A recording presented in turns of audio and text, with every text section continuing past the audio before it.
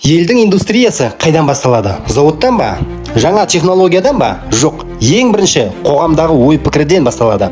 Өкінішке қарай, бізде қолынан іс келетін адамдарға дұрыс көзқарас жоқ. Ұстасын қара жұмысшы деп төмен санайтындар көп.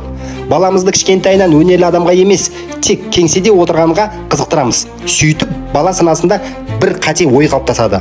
Ұста болу қара жұмыс, ал ақылды болу тек шенеунік болу. Ал шын мәнінде өнерлі адам елдің тірегі. Үйді де, жолды да, техниканы да, тіпті күнделікті тұрмысты да жасап отырған солар. Сол үшін, егер біз шеберімізді сыйламасақ, балаларымыз бұл жолды таңдаудан қашады.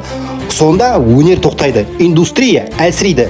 Керісінше, егер қоғамда еңбек абырой, өнер намыс деген сенім қалыптасса, баламыз кішкентайынан ұсталыққа қызығады. Өнерге құрмет артқан жерде бәсеке туады, ал бәсеке сапаны өсіреді. Жапон халық осыны ерте түсінді. Олар шеберін шокуин деп ардақтап, өнер иесін батырмен тең қойды.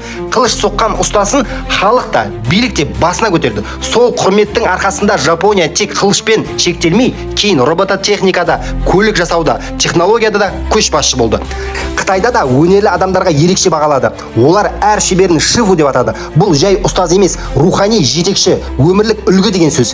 Конфуцийдің өзі айтқан, өнер үйренген адам ешқашан аш қалмайды. Жібек тоқушылар, фарфор жасаушылар, металл ұсталары елдің абыройлы адамдары болды. Сол себептен Қытай өнері мыңдаған жылдар бойы үзілмей бүкіл әлемге тарады. Бір ақиқат бар. Халықтың ілтипатына бөленген мамандық міндетті түрде дамиды. Қоғам сыйлаған жерде өнер өркендейді. Есіңізде болсын, ел ішіндегі ұстаға жұмыс берсеңіз, ол ақша бәрібір өз еліңізде қайтып келеді.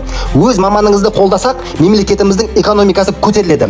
Және ұмытпайық, тасқын да болсын, зілзала да болсын, тіпті соғыс болса да, елді аман алып қалатын қолында өнер бар адамдар. Сондықтан ұстасын сыйлаған ел өркендейді, шеберін қадірлеген халық дамиды, ал еңбекті бағалаған мемлекет ешқашан құламайды.